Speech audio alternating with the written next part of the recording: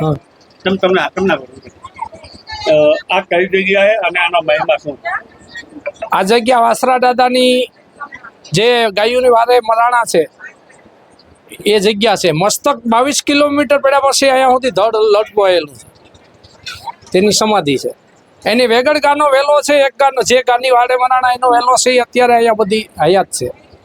આખલા ને અહીંયા 5-7 હજાર આખલા છે, 10,000 ગાયો છે, અને એનું પુરવાર દાદા કરે છે. બરાબર. પછી પેલું કોઈ પણ ને હડકવું થાય તો હગો બાપ કે ડોક્ટર એનો હાથ ન પકડે, એનો હાથ દાદો પકડે છે. અને બનેલી ઘટના છે કે એક ભેંસને હડકવું થયા પછી 3 સર્જનોએ એની સારવાર લીધા પછી એને ખ્યાલ આવ્યો કે આને હડકવું છે, એને લોખંડના સિલિંગોથી હાકરોથી બંધાવી દીધી. પછી પેલા ડોશીમાં હતા ને એ દાદાને પેઢે જઈને જોવા લીધી એને કીધું કે ઢોર ભેગી બાંધી દો ભેંસ. એ ભેંસને બાંધી દીધા પછી એનું 10 વર્ષ દૂધ ખાધું, અને ડોક્ટરોએ દવાખાને જઈને હડકવાના ઇન્જેક્શન લીધા ને એ ડોક્ટરો વારંવાર જોવા આવતા. આ બનેલી ઘટના છે, વાસ્તવિક બનેલી ઘટના છે એમ. પછી આજ આ રણની અંદર કોઈ પણ ક્યાંય પણ પાણી વચ્ચે નથી મળતું. રસ્તો ક્યાંય ભૂલો પડ્યો હોય તો કોઈ એવું નથી કે હું હેરાન થયો. હજી સુધીનો કોઈ એવો કિસ્સો નથી. રાતના 2 વાગે આવે છે, 5 વાગે આવે છે, હાલીને આવે છે, તો કોઈ પણ કોઈ જાતની રસ્તામાં તકલીફ થતી નથી. કોઈને કોઈ ઓલે દાદા એને અહીં સુધી પુગાડી દે છે. ઘણા બધા ફોટા રાખવામાં ફોટા રાખ્યા છે પેલું પારણા માટે માનતા કરી હોય છે ને, જેને દીકરો કે દીકરી કે કઈ સંતાન ન હોય એની માનતા છે. અહીં તો એવા પણ કિસ્સા છે કે જે બાળકો બોલતા ન હોય ને એમ કહે કે અમે 2 વર્ષ પહેલા આવ્યા હતા, તો 2 વર્ષ પછી કહે છે કે હવે જરાક જીભ પકડાય છે, બોલતા થઈ જાય છે.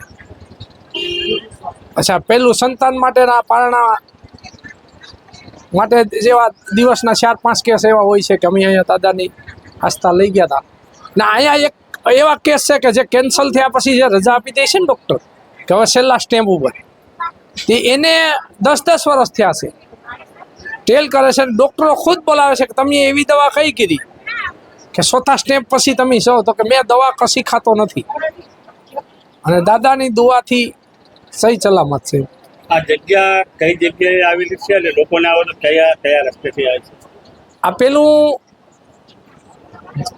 સુરેન્દ્રનગર જિલ્લો, પાટડી તાલુકો, ઝીંઝુવાડા ગામની હદ આવેલી છે. આ વસરાજ બેટ કહેવામાં આવે છે, વસરાજ બેટ.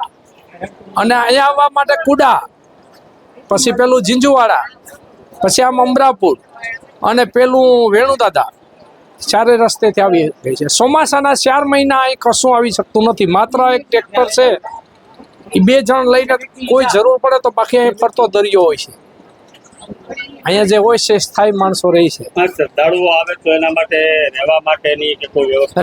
રહેવા માટેની જનરલ ધર્મશાળા પણ છે, અને દાતાઓએ સ્પેશિયલ હોલ પણ બનાવેલા છે. જમવાની વ્યવસ્થા ગમે ત્યારે રાતે આવે તો જમવાનું તૈયાર હોય છે, રાખેલું ટેબલ ઉપર. તમારો પરિચય?